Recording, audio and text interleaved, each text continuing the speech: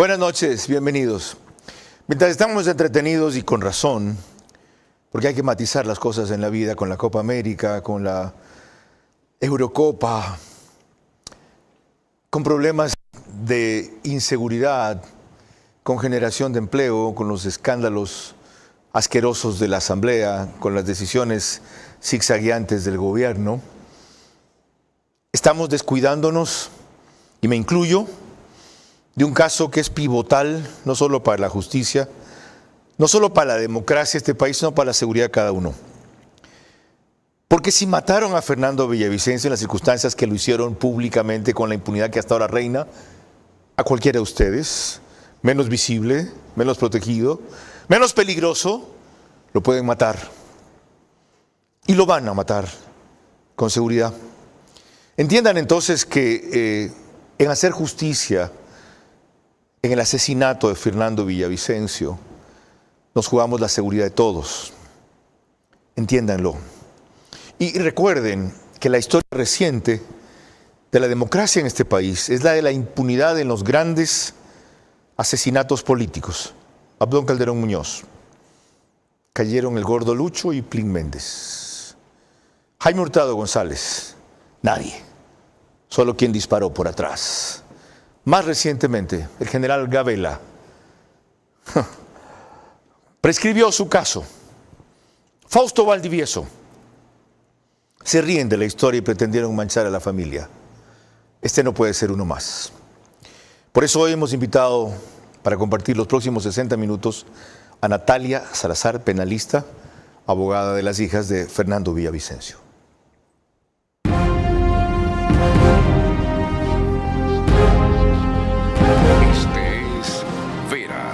A su manera. Un comunicador que desde 1975 ha sacudido la televisión con formatos y estilos polémicos, sin ocultar sus simpatías ni jactarse de objetividad, pues el periodismo de opinión siempre asume una posición.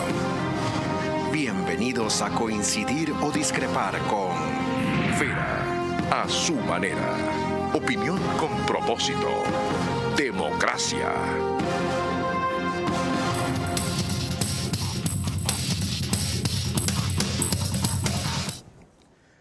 Natalia Salazar es abogada, penalista, le gusta el litigio, más que estar haciendo trabajo jurídico de escritorio. Tiene una hija y hasta ahora la conocía porque manejaba la sección jurídica del diario La Hora.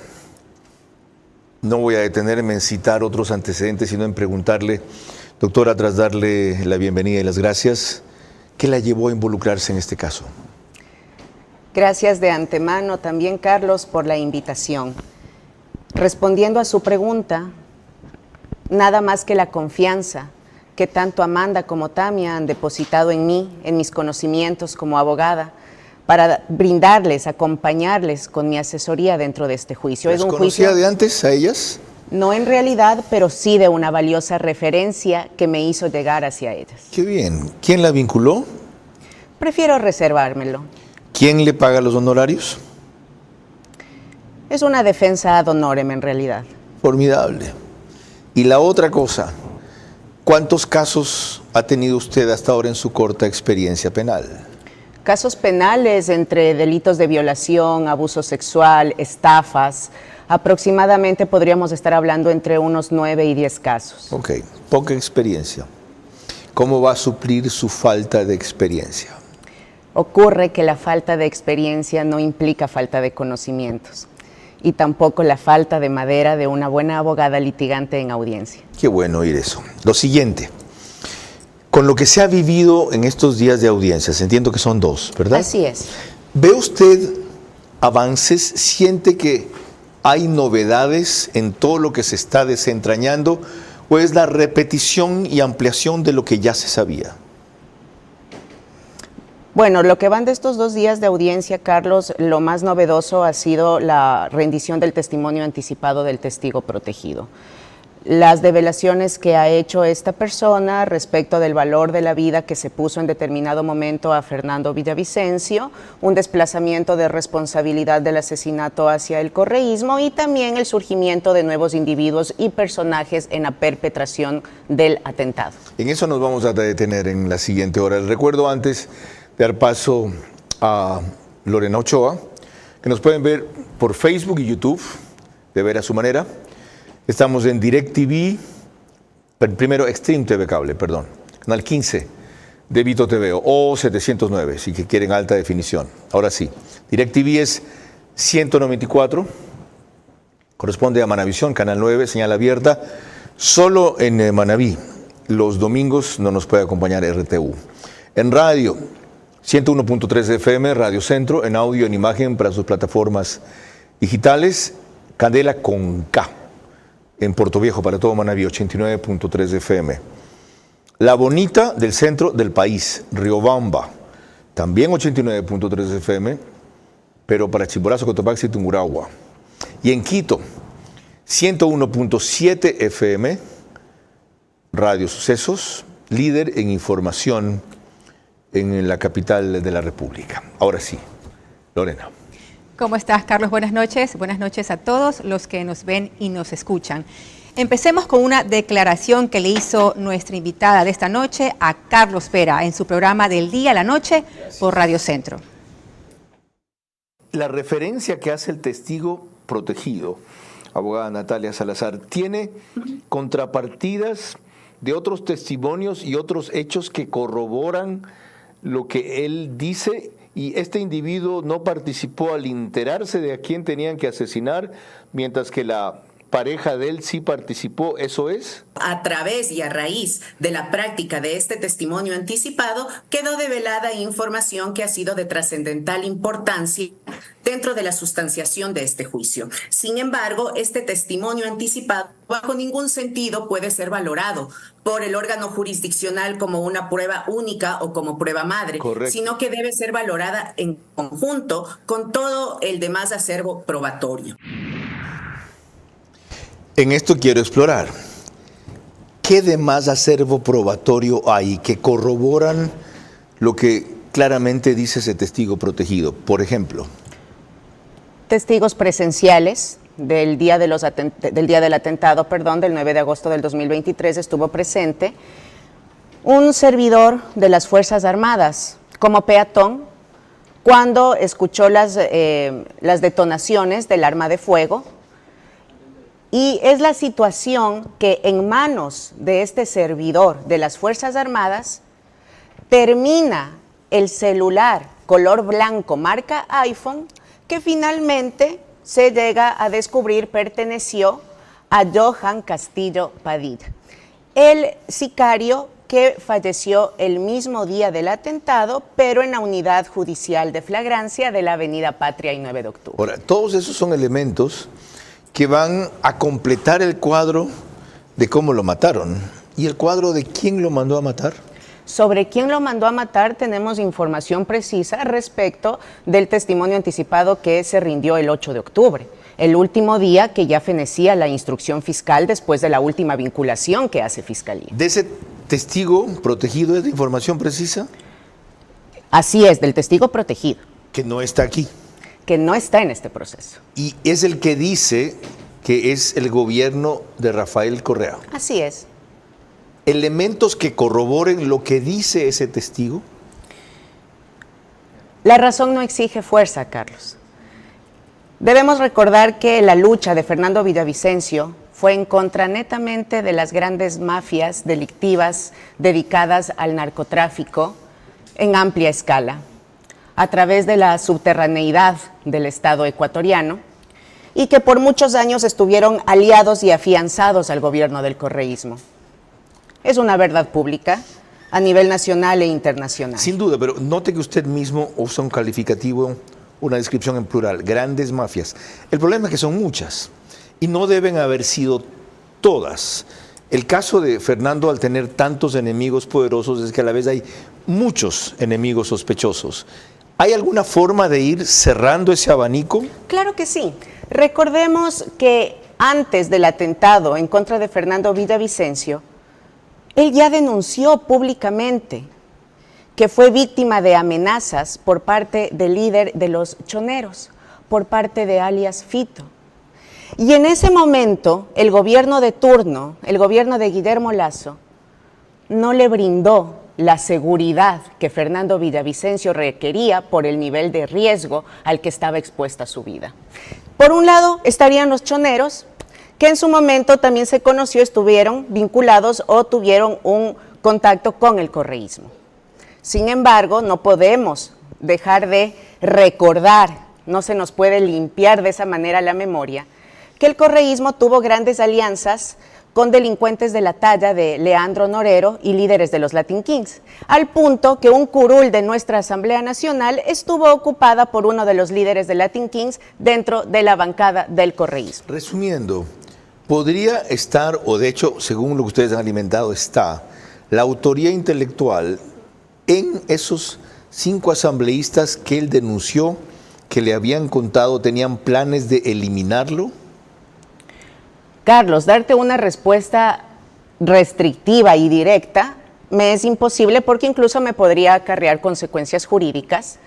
Es una tarea netamente de fiscalía, pero se deben realizar todas las investigaciones, sí, tendientes a sospechosos. Que dentro de estos sospechosos pudieran estar los asambleístas, pues sí. Hay unos que descartar, o habrá unos que descartar, y hay otros que en cambio incluir. Así es. ¿Ve usted que la fiscalía va por buen camino? Desafortunadamente no hemos podido ver nada respecto de la autoría intelectual. Nada. No.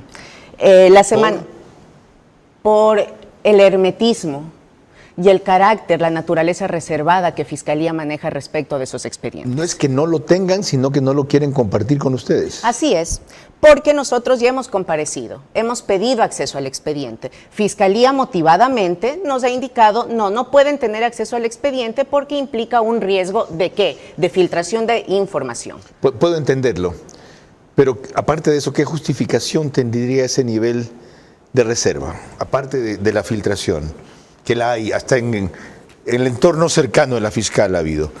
¿Qué otra justificación podría haber? ¿Cogerlos por sorpresa? ¿Ver si desarrollan actos subsiguientes que corroboren esa participación?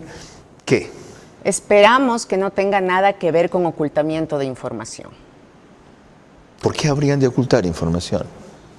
¿Intereses políticos quizás? En la fiscal.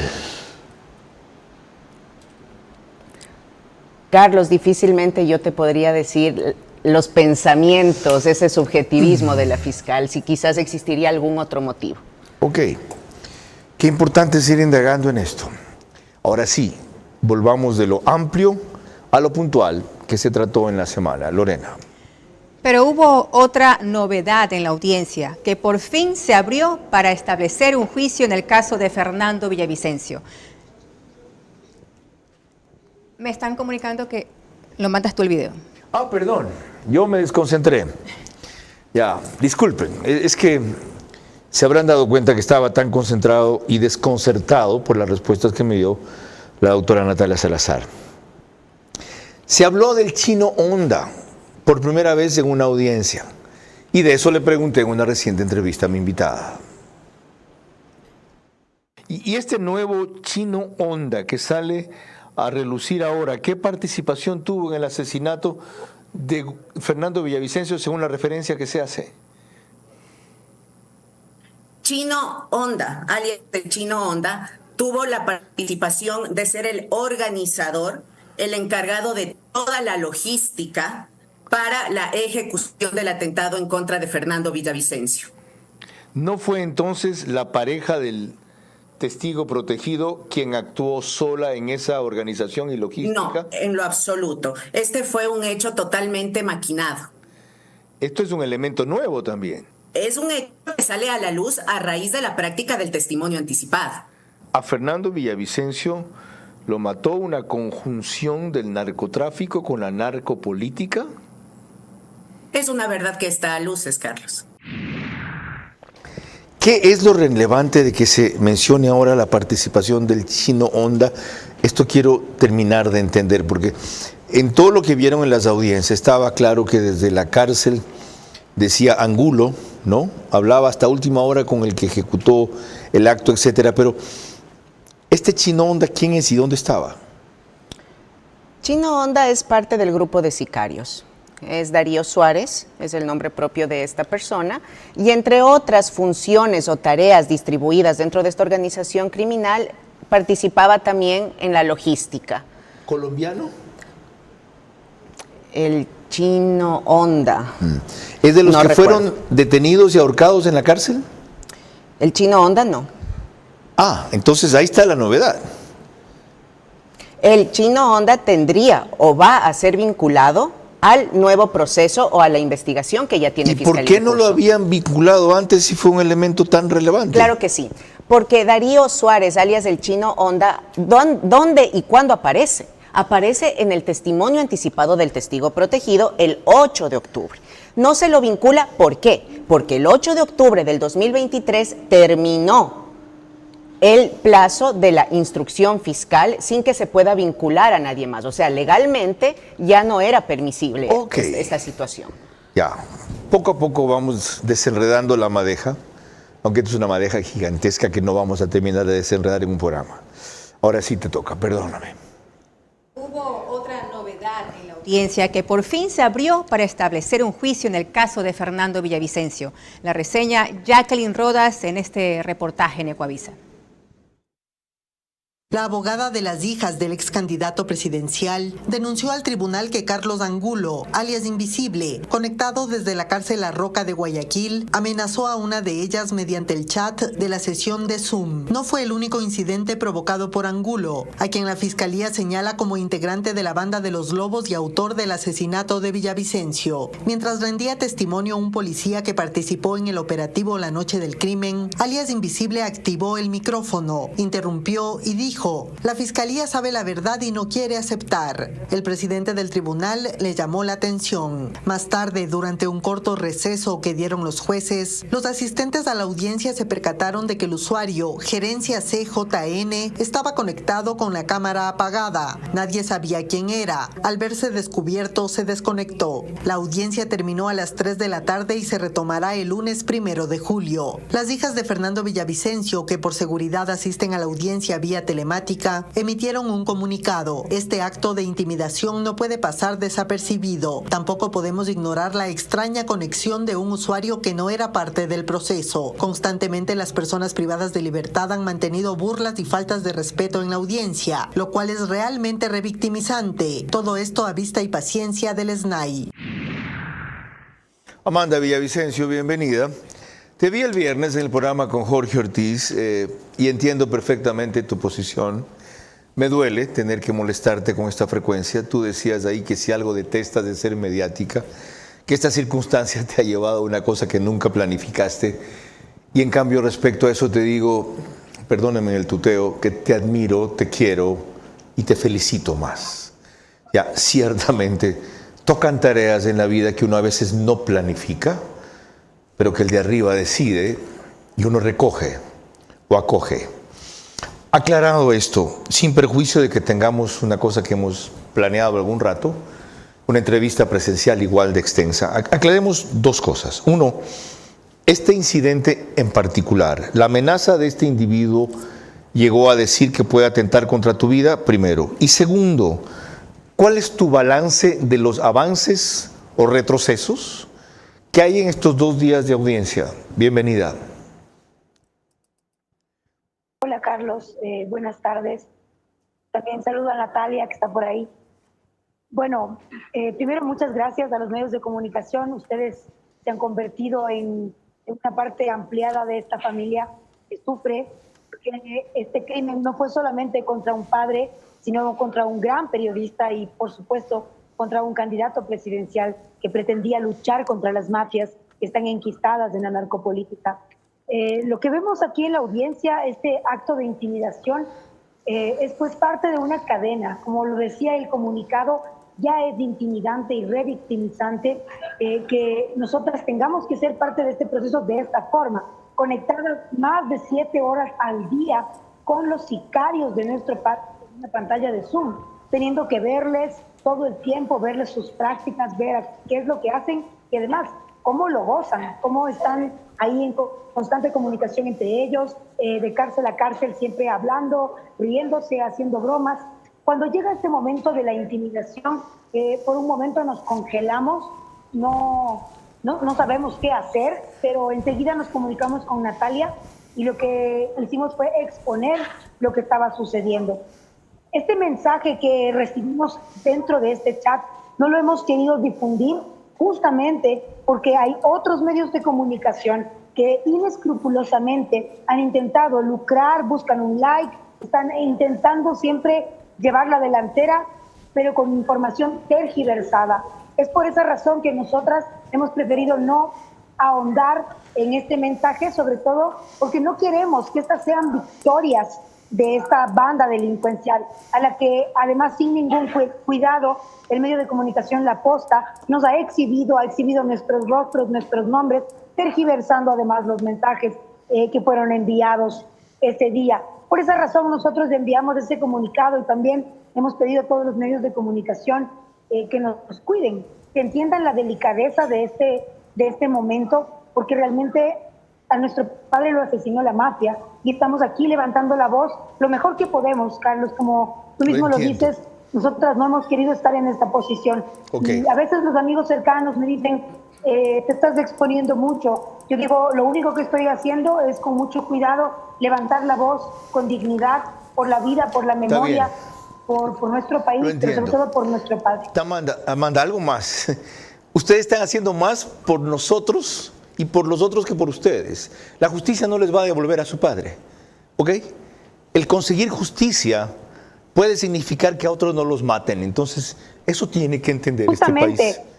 Justamente, ese ha sido nuestro objetivo en todo este proceso. Incluso cuando hablamos de hacer nuestros procesos de la fundación, de la prevención, del acompañamiento, de la responsabilidad, porque lo único que puede ayudar a este corazón roto, a esta familia destruida, es la no repetición de algo así. Y por eso también ha sido nuestra intención de generar estos plantones ciudadanos para exigir que la justicia sea más transparente con nosotras. Nosotras, ni mi hermana ni yo, tenemos ninguna postura política, no estamos buscando ninguna palestra, ni lanzarnos a nada, ni queremos, ni estamos jugando al tire y afloje que tiene la política sucia. Nosotras necesitamos verdad y responsabilidad. Eso es lo mínimo que le debe este país a la memoria de Fernando Villavicencio. Pero además, por supuesto, no repetición. Ahora manda lo otro. Dame tu breve evaluación, aunque recién van 2 días de audiencias, de repente pronto para sacar un balance, no pido eso. Pero ¿cómo van las comparecencias, las audiencias? ¿Sientes tú que poco a poco se va apuntando hacia lo que falta, que es llegar a los autores intelectuales, en vez de ir construyendo tan en detalle la reproducción de lo sucedido? Mira, yo estaba súper preocupada, sintiendo que ya mismo se acercaba la caducidad de la prisión preventiva y han habido tantos diferimientos que realmente me han tenido en vilo. Ver que han habido ya la instalación y que han habido 2 primeras instalaciones de la audiencia es un primer alivio. Cuando salió el tema del testigo protegido, que eso fue en la audiencia anterior, ya teníamos el conocimiento de estos otros elementos y me parece ideal que nos hayan comunicado que sí existe un proceso de los intelectuales, porque no lo sabíamos, sino hasta el primer plantón que hicimos el jueves 20. Ahí nos pudo recibir la fiscal y nos pudo comunicar que en efecto sí hay un proceso de los intelectuales. Esta parte de los materiales tiene que evacuarse rápido, esto ya está. Ellos son los únicos 5 que quedan, a ellos hay que juzgarles, darles la pena máxima y que se acabe todo este drama y por fin empezar con lo que realmente nos importa. ¿Quién ordenó asesinar a Fernando Villavicencio? ¿Quién pagó por este crimen? ¿Quién planificó por este crimen? ¿Y cómo vamos a hacer para que esto no se repita en este país? Mil gracias, Amanda. Hasta el próximo encuentro. Ya, mil gracias de verdad. Vamos a un último elemento en este primer bloque. Lorena. El abogado Ramiro García Falconi, penalista, quien fue por años amigo personal de Fernando Villavicencio y hasta hace poco abogado de su viuda, dejó en claro en una entrevista con Milton Pérez de Teleamazonas lo imposible que resulta pensar en que esto no sea un crimen político. La muerte de Fernando Villavicencio no se gestó en agosto de 2023. sino muchísimo tiempo antes.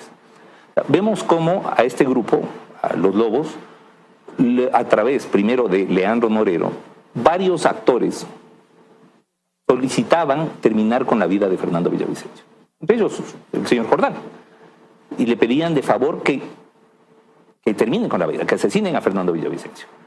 Y vemos que siempre los vieron como contratistas, es decir, como los sicarios, como los que organizan el operativo. Norero muere en noviembre de 2022. Si no hubiera muerto Norero en noviembre de 2022, posiblemente habrían atentado contra la vida de Fernando mucho antes de agosto de 2023. Entonces, claro, lo que vemos es que a ese mismo grupo, obviamente ya a través de otros actores, pues, los contactan, y es este grupo una de las cabezas de este grupo, quien desde el Centro de Rehabilitación de Cotopaxi coordina todo el operativo. Entiendan ustedes que no fue en esos términos que se pidió lo que refiere Ramiro García Falconi. No pedían que lo asesinen, asesínalo, no usaban esas palabras, no son tan torpes. Le está haciendo esa descripción en sus palabras. Y por supuesto esa era la equivalencia. Y tampoco que terminen con la vida de. O sea, no van a encontrarse, o por lo menos hasta ahora no se han encontrado, testimonios, chats o referencias en esos términos. Pero suficientemente claros como para sacar esa conclusión a la que él llega. Ahora, tras esto y lo que dijo Amanda, doctora Natalia Salazar, yo entiendo que la insistencia en dar con los autores intelectuales debe ir en ese proceso aparte que ha iniciado la fiscal, o lo que se está haciendo ahora puede servir para eso.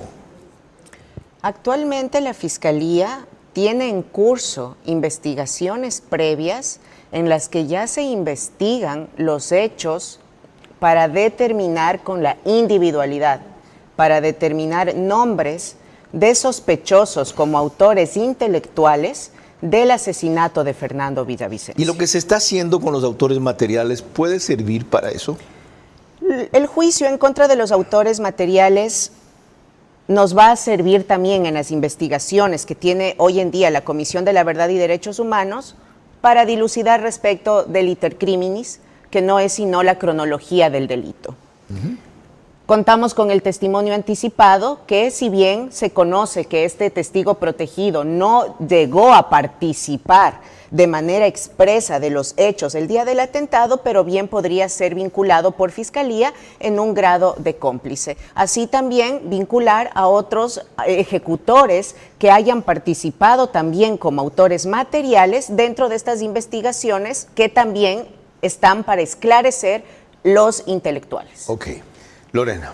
Cuando volvamos, más opinión y análisis con nuestra invitada de esta noche sobre el caso de Fernando Villavicencio. El crimen político tiene una larga historia de impunidad en el Ecuador reciente respecto a los autores intelectuales.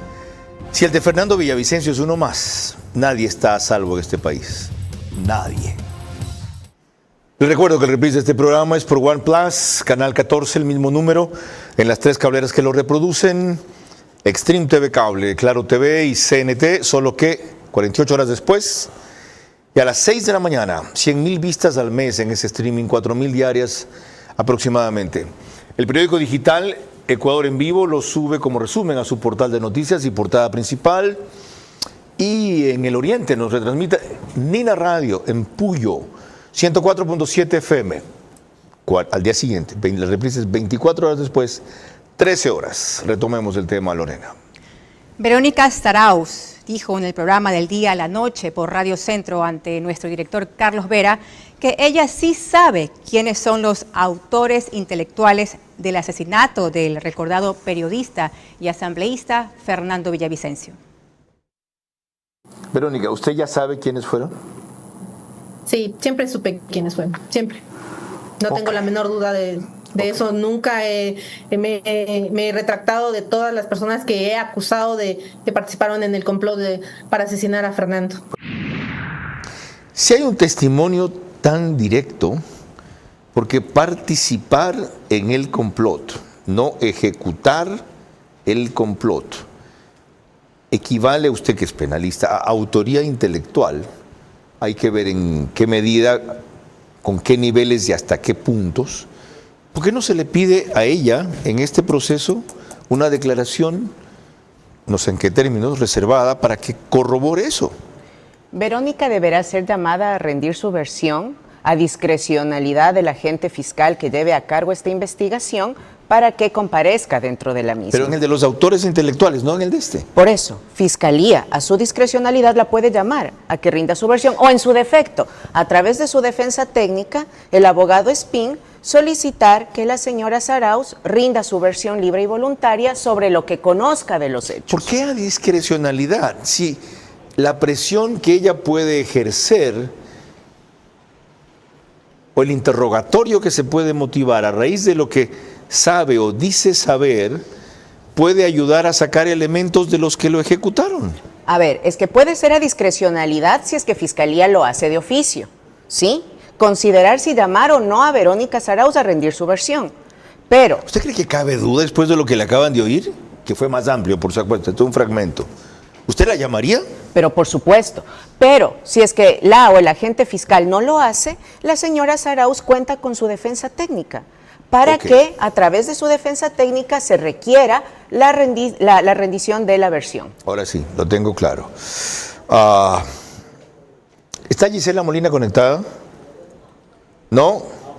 Ok, entonces aquí hagamos una pausa hasta estar con ella porque el único elemento que tenía este bloque es ese y necesitamos comerciales. Por Dios, nos consumimos media hora sin cortes en la primera parte del programa. Lorena.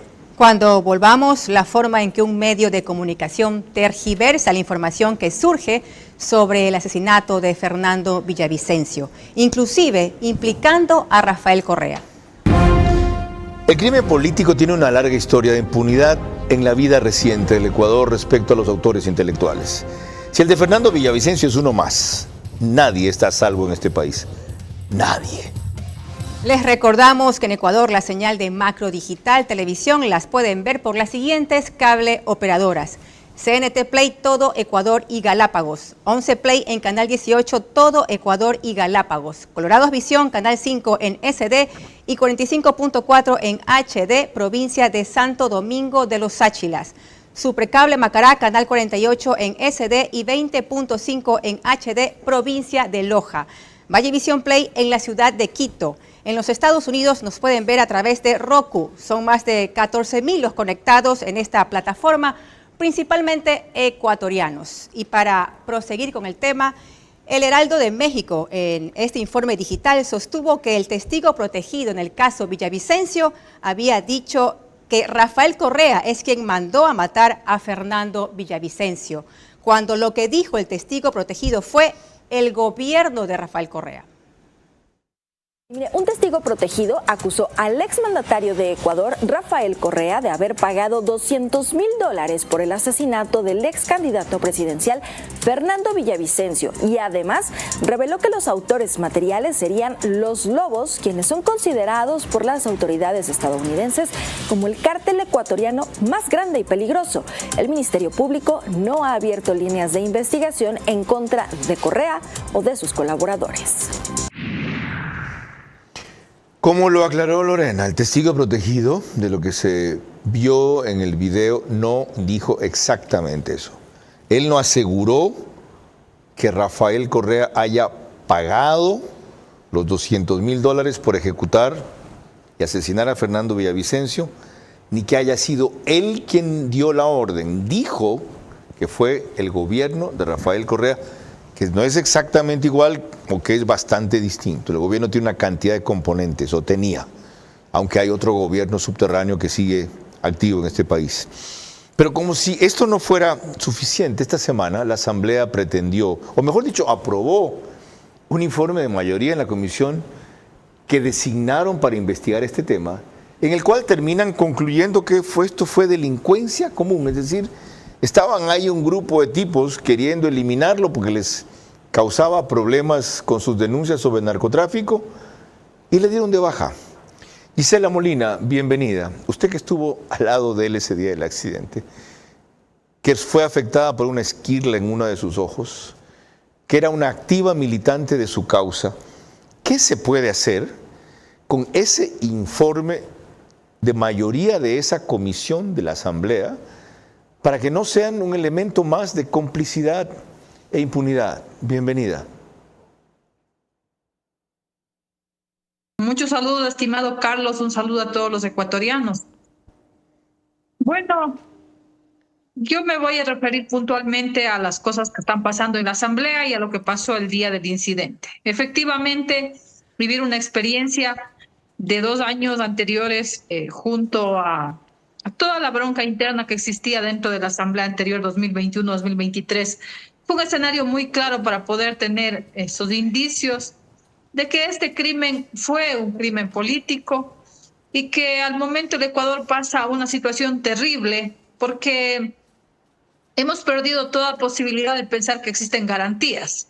Los escenarios políticos son tan fuertes porque es evidente que el narcotráfico, el crimen organizado, es parte de la política del Ecuador. Dentro de la Asamblea Nacional han habido un grupo de personas que fue asignado al inicio de este periodo corto para que investigaran si el crimen fue político o fue un crimen de delincuencia común. Y claro, obviamente vimos con nosotros, obviamente mi persona pudo ver con un poco de indiferencia que armaron un grupo de asambleístas que pueden representar a diferentes sectores políticos. Y obviamente, como ya estaba yo sin la cobija del movimiento Construye, me dejaron fuera. Lo ilógico, porque yo debía haber estado en esta comisión. Correcto. Sin embargo, los asambleístas que integraron del lado del bloque Fernando Villavicencio, tan pronto como ingresaron a la comisión, en especial un integrante se fue con el gobierno. Entonces, son cosas muy fuertes que se han venido dando, pero que son reales y que podríamos decir que este informe fue levantado con un poco de irresponsabilidad, tenía un trasfondo político y nunca dijeron la verdad. Y la verdad es que al inicio de todo, en especial en la segunda vuelta, el actual presidente se comprometió a hacer un aporte para investigar y para dar con los actores intelectuales. En este momento vemos todo eso sesgado, un tanto nublado, cuando efectivamente lo que yo viví, lo que yo puedo testificar y lo que voy a testificar el día lunes, o sea, mañana a las 10 de la mañana, es que hubo una serie de cruces y de presentaciones de personas después del crimen, que incluso algunos se acercaron a tomarle la foto del cadáver. Bien. Y eso se trata de personas que estuvieron dentro de los escenarios políticos. Y es un tema tan fuerte porque no es fácil explicárselo así a la familia, a sus seres queridos, pero lo más doloroso es que quieran e intenten dejar este crimen en la impunidad. Asambleísta, el que se acercó a tomar la foto del cadáver, ¿fue el general Fausto Salinas? Sí, era un general, era alguien del ejército, porque yo también estaba herida y pude ver el uniforme. Ok, le agradezco mucho. Mañana es, como ustedes oyeron, la tercera audiencia sobre esto.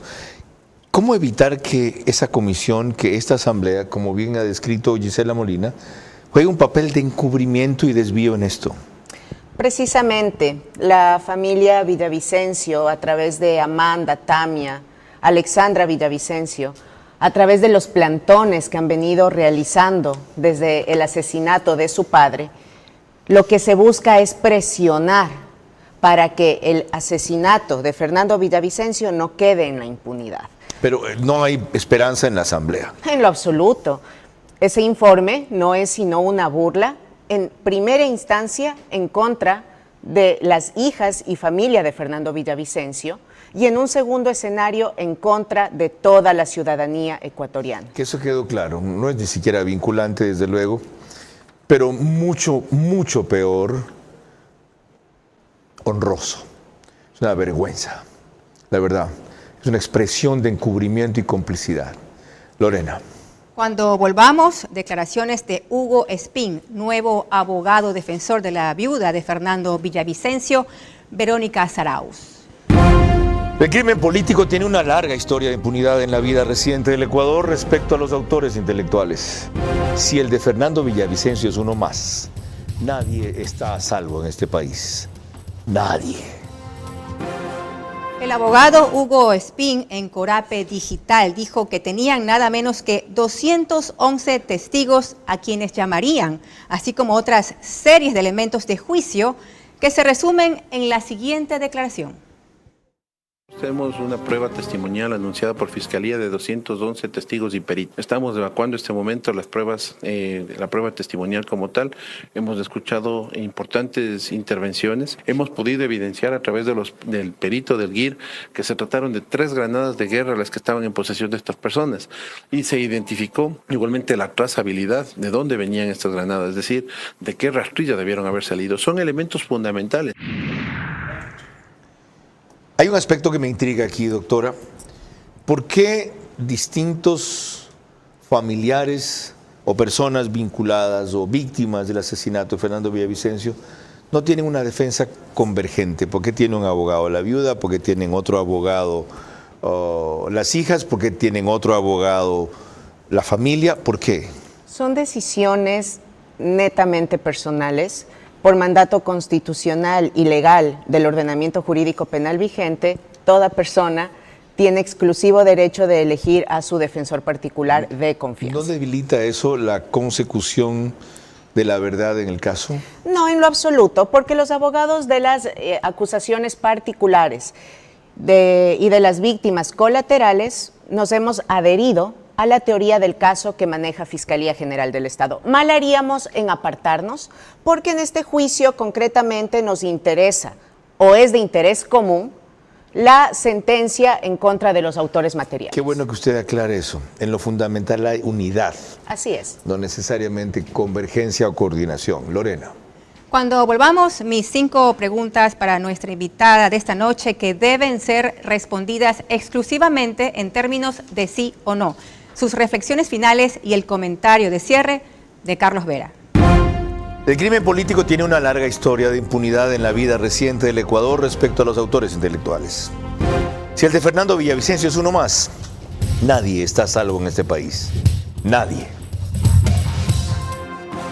Especializado. Estábamos hablando de la importancia de esta tercera audiencia que puede tener mañana en el caso. Me decía que el orden de los testigos, le dije que en qué orden van a hablar los convocados, solamente lo sabe la Fiscalía. Vamos al orden de las preguntas, que sí las sabemos nosotros y le corresponde a Lorena Ochoa en el cierre, para con eso empezar la conclusión del programa. Lorena. Le recordamos a nuestra invitada que sus respuestas deben ser exclusivamente en términos de sí o no. Número 1. ¿Descarta usted que los autores del asesinato de Fernando Villavicencio quieran mandar a matar a quienes se acerquen a la verdad? ¿Sí o no? No. Número 2. Habiendo sido responsable en parte y en algunos casos cómplices, ¿cree que estamentos de la policía facilitarán en llegar a la verdad? ¿Sí o no? Sí. 3. Debe investigarse el rol que tuvieron altas autoridades en el gobierno de Guillermo Lasso en esta materia, como el mismo presidente y su ministro de gobierno, ¿sí o no? Por supuesto que sí. Número 4. ¿Alguien puede pedir a los Estados Unidos que revele los resultados de lo investigado por el FBI, ¿sí o no? Sí. 5 y última. El hecho de que nadie se anime, siquiera por una recompensa de $5 millones a dar indicios claros sobre el asesinato de Fernando Villavicencio, demuestra que a cualquiera más le vale su vida que la recompensa, ¿sí o no? Sí. Gracias.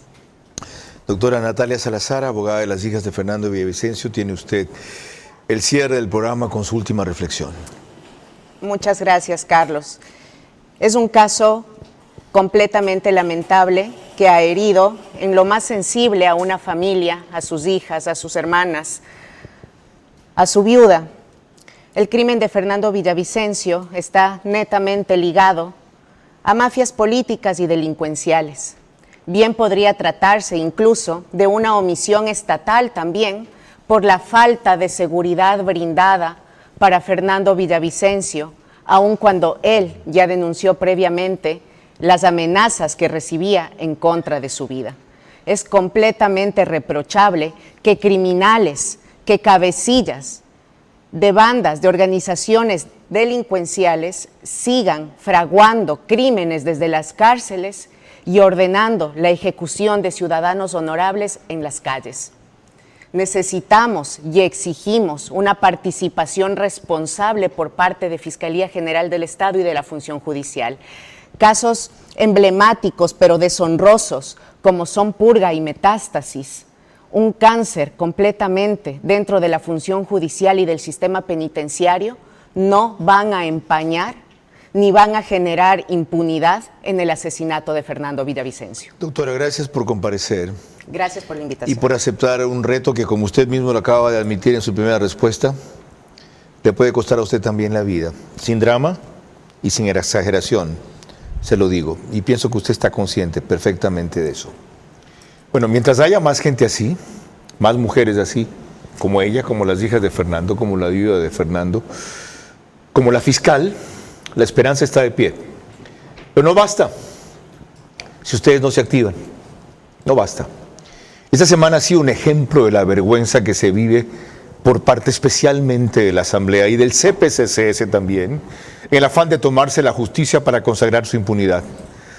Es increíble que hayan nombrado un defensor público, es increíble, parte de un proceso viciado, ¿ya? Pero peor todavía que lo haya hecho un CPCCS presidido por Fantoni. ¿Y saben por qué? Porque Fantoni tiene chats con Pablo Muentes y lo están chantajeando con eso. ¿Qué? ¿Acaso Fantoni en esos chats con Pablo Muentes le decía, sí, unámonos para delitos?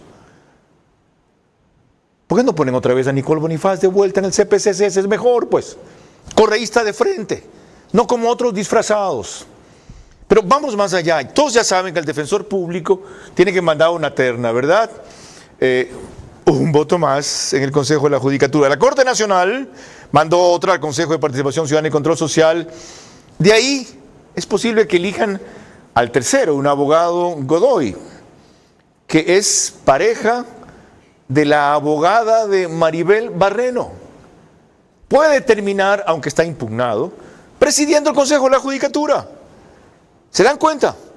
Si ven la forma en que un crápula como Wilman Terán consigue dilatar procesos para que finalmente no llegue el momento de una sentencia y cuando llegue eso ya haya otro u otra fiscal que va a manejar el mismo Consejo de la Judicatura. Bueno, parte de eso es trabar, dilatar, encubrir el asesinato de Fernando Villavicencio hasta que cambien las cabezas de la justicia, especialmente la fiscal, que han avanzado algo en esto, nunca lo suficiente porque hay complicidad y silencio en todos los estamentos, en la Corte Nacional, en la policía, que tuvo responsabilidad allí y tuvo complicidad ahí. ¿Cuánta? Eso hay que establecer. ¿Por qué? Hay que establecer. No puede acabar todo en Cristian Ceballos, pues. No sean cobardes.